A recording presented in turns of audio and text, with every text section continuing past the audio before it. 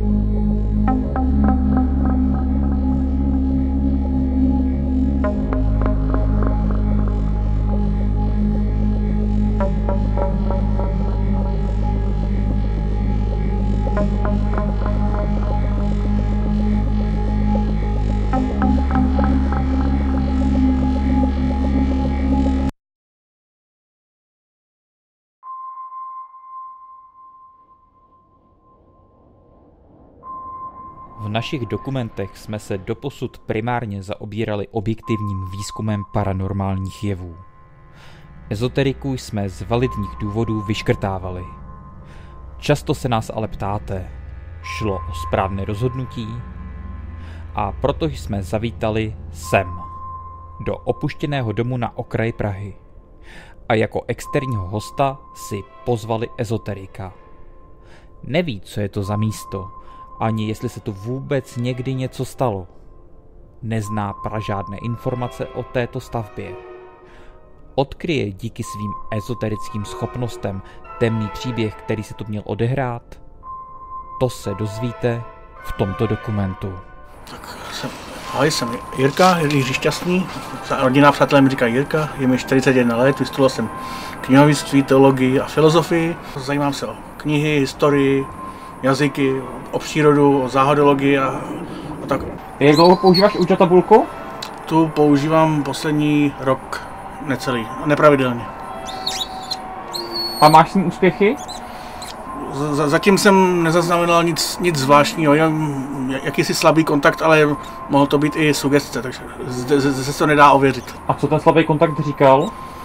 Představil se jako žena z Anglie, s anglickým jménem, kterou si bohužel nepamatuju, a že žila v Praze, někdy v 19. století.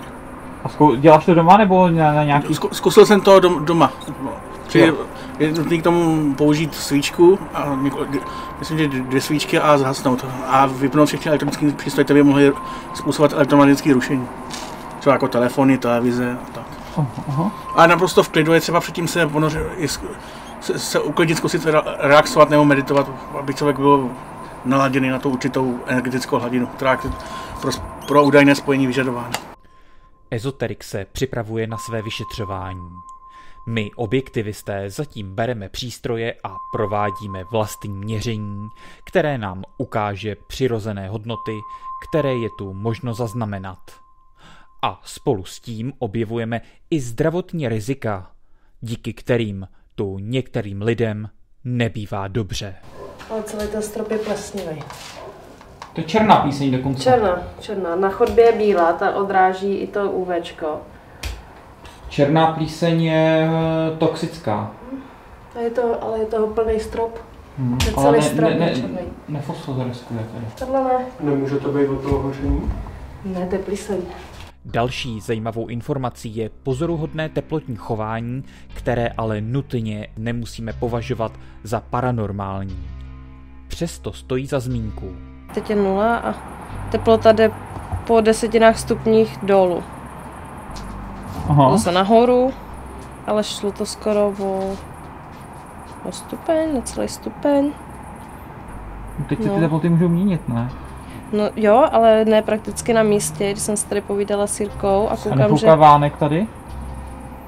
listy se nehnou. Aha, 17,4 od Jo, pevného to. předmětu. A já mám ve vzduchu 17,4, 17,5 Jo. a dál nic, ale předtím to jako šlo, jak jsem na tebe začala volat, ať přijdeš, tak to šlo prostě po té desetínce furt nahoru a teda zase dolů. Opravdu můžeme potvrdit, že se zde dějí zvláštnosti, které upoutaly naši pozornost. Paranormální jevy ale zatím nezaznamenáváme.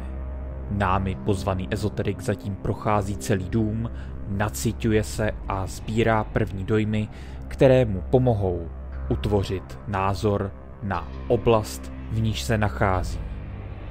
Když jsem procházel tento objekt, všude jsem, vyplnil jsem to i na tom dotazníku, na tom schematickém plánku, zaznamenal, pokud jde o mě, úrovně od 1 do 3, v podstatě normální běžné emoce, ale s jedinou výjimkou, a to byl ta dílna nebo pokojíček s gramofonem, kde jsem se cítil jako jakousi slabost, malátnost a vnitřní chvění, nevím proč. To se mi stává i třeba i v jiných místech, například v Branišovském lese, nebo nebo v oblasti Karlštejna, když jsem navštívil místní školy, ale tyto pocity vzájemně nesouvisí ani s tímto místem, jenom pro ilustraci. Jelikož jsme se tentokrát rozhodli jít více ezoterickou cestou výzkumu, pořídili jsme tento plánek, kam každý nezávisle na sobě zapisuje čísla, jak se kde cítí. Do kuchyně jsme se kvůli propadu střechy nedostali. Ostatní místnosti měly hodnotu 1 až 2, což značí naprostý normál. Výjimku v tomto ale tvoří místnost číslo 3, kterou ezoterik a jeden člen paranormal týmu označil jako více depresivní. Že by právě zde se někdy stalo něco zlého? A půjdeme nahoru, jo? Ještě ale než do tohoto pokoje přesuneme naši pozornost, přemísťujeme se do místnosti v prvním patře. Též všemi hodnocenou jako velice poklidnou.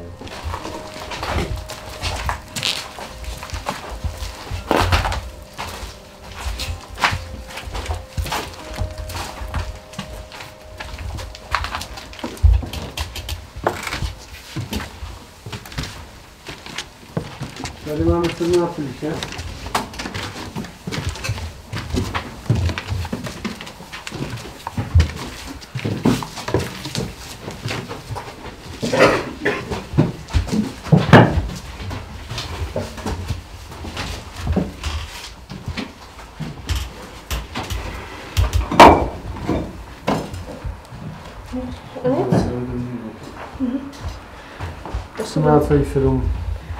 Takže Melmetr ani K2 nereaguje. Teplota je tady stále konstantní mezi 17, 18, 19 stupni.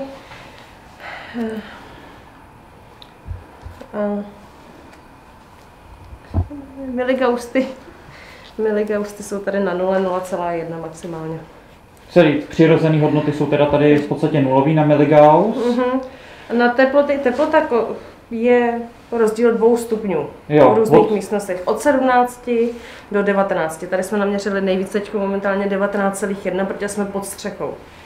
Dole, kde chybí kus zdi, střechy, tak tam bylo nejchladněji 17,1-2 stupně. Jo. Takže tady je rozdíl 2 stupňů mezi pokoji. Což je, myslím, konstant v rámci tolerance běžných podmínek. Jo, jako musíme si uvědomit, že teď jsme pod střechou, která prostě není izolovaná a tady bude prostě tepleji, logicky, než dole, kde zase naopak je všechno vlhký, chybí tam části zdí, chybí tam části střechy a profukuje.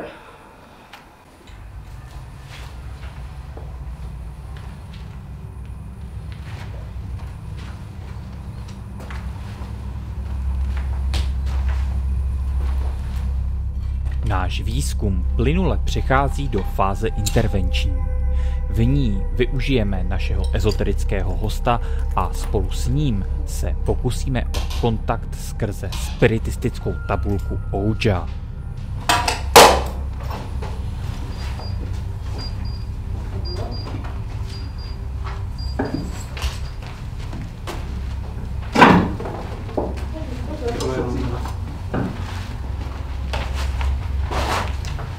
Můžeš to, prosím, dokupy. Já to asi teď jsem to zavadila. Co chvíli. Já o tom tu hodně to přišlo, že někdo stojí u schodu. A? Už šla nahoru? Stavíme si teda techniku.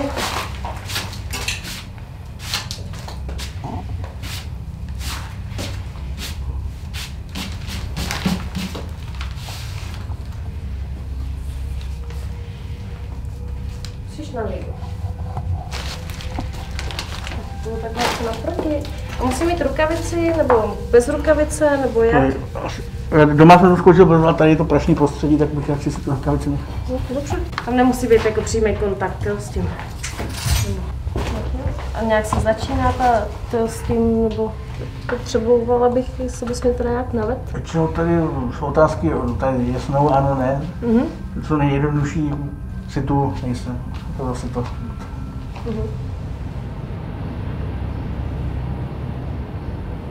Mohli bychom si zkusit promluvit spolu?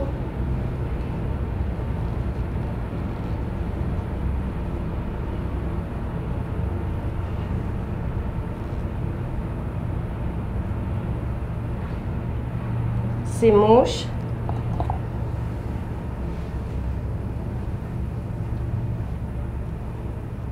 Jsi žena?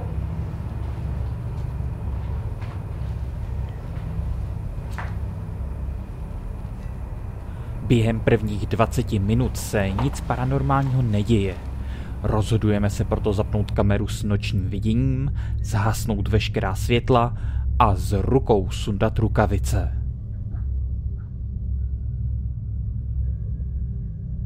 Je vás tu víc než jeden?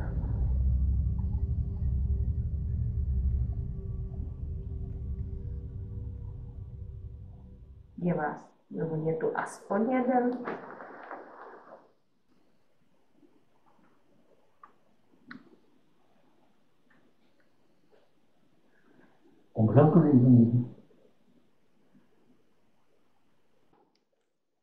Můžete nám říct, co se tady stalo? Pokud se tu něco stalo? Nerušíme lásku?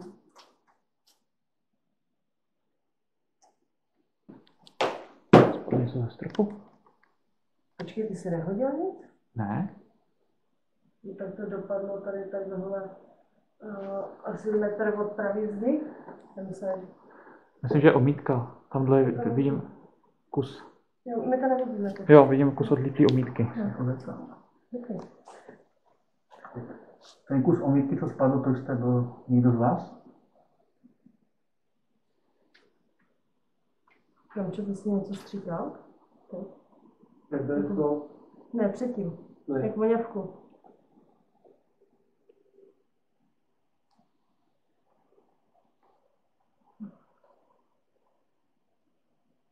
Můžeme spolu komunikovat dřív, než nám tady ten barák spadne na hlavu? Tento moc zajímavý moment výzkumu má pro nás i jedno překvapení. Můžeme spolu komunikovat dřív, než nám tady ten barák spadne na hlavu? Slyšeli jste ho? Ten barák spadne na hlavu. A teď zesíleně. Můžeme spolu komunikovat dřív, než nám tady ten barák spadne na hlavu? Další záhadné úkazy se nedějí. Ouija se ani jednou nepohne. Přesouváme se proto dolů, do místnosti číslo 3 a před finálním verdiktem ezoterika zkoušíme o samotě získat další možné paranormální úkazy.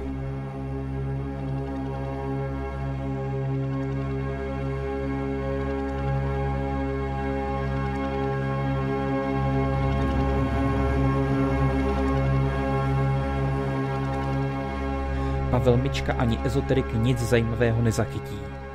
A během výzkumu se to samé děje i u Míši. Nicméně právě u ní to, co vypadá na běžnou rutinu bez důkazů, se při pozdějších analýzách změní. Můžeš mi říct, kolik je ti let? Slyšíte?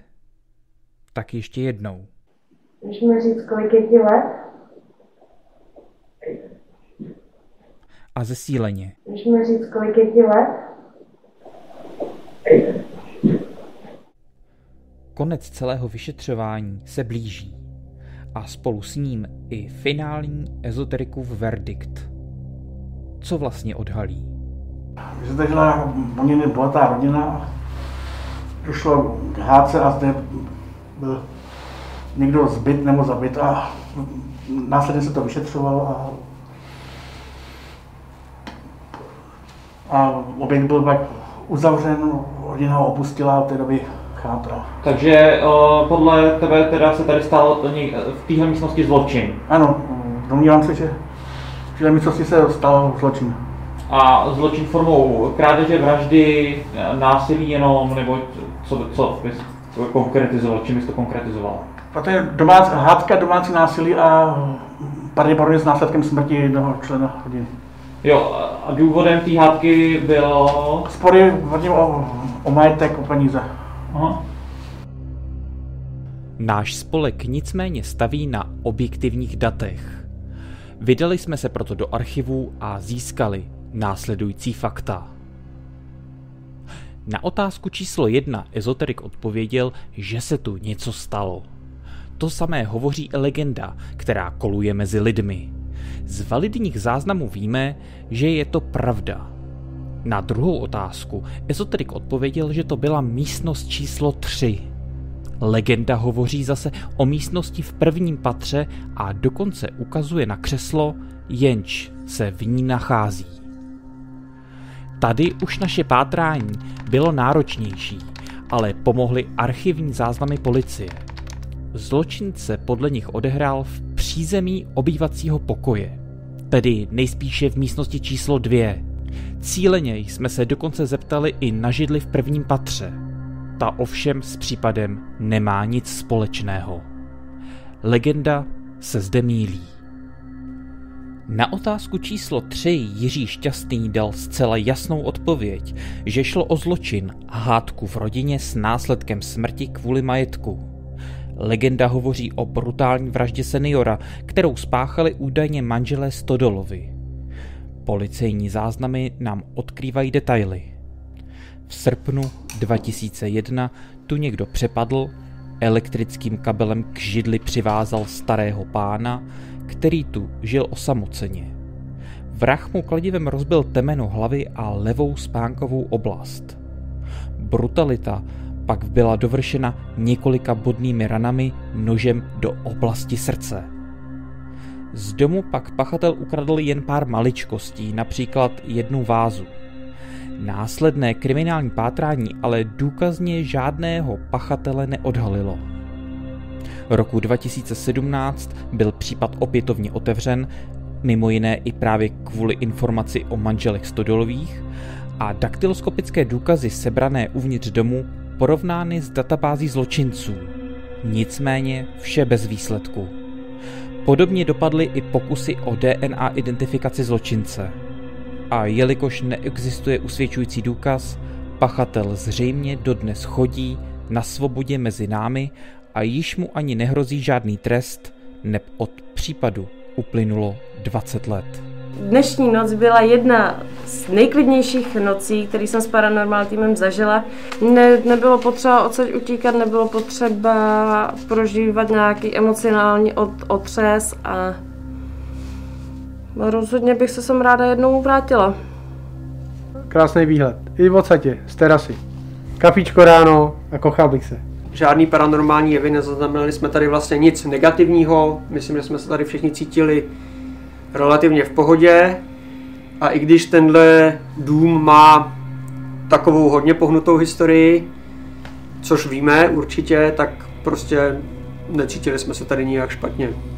Musím říct, že během samotného vyšetřování, ať v té ezoterické části nebo v té naší objektivní, se nám nepodařilo získat jasný důkaz, který by potvrzoval paranormální jev. To neznamená, že se paranormální jevy zde nedějí, znamená to, že v době, kdy jsme tady byli a monitorovali, jsme nic nezaznamenali. Ovšem nemáme ještě vyhodnocené videozáznamy, nemáme vyhodnocené ani MP3 záznamy. To bylo vyšetřování na okraji Prahy, od kterého jsme původně mnoho neočekávali, ale které ve výsledku bylo o to zajímavější. Domu ani lokality se bát nemusíte. Z bezpečnostních důvodů ale nedoporučujeme jej vyhledávat a z toho důvodu neuvedeme ani jeho přesnou lokaci. O to samé pak prosíme i vás znalé.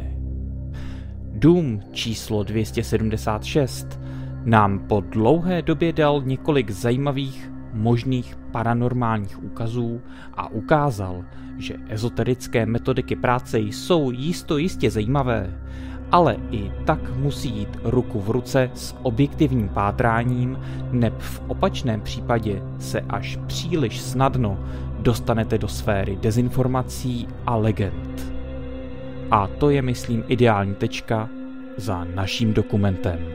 Co se týče našeho aktuálního stavu, tak důkaz o posmrtném životě bohužel nemáme.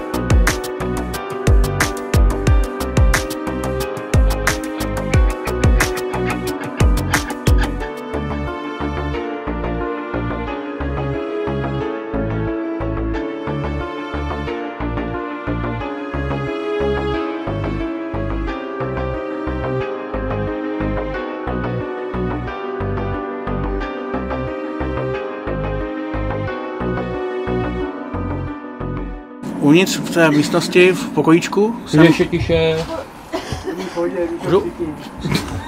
V pokojíčku jsem... Počkej chvíli, jo, až To je nějaké paranormální jev. Duch to nebyl, víš mi. Zaskočila mi... Míša spolkla pavouka? Ne, zaskočilo mi to ty tvoje mafiny.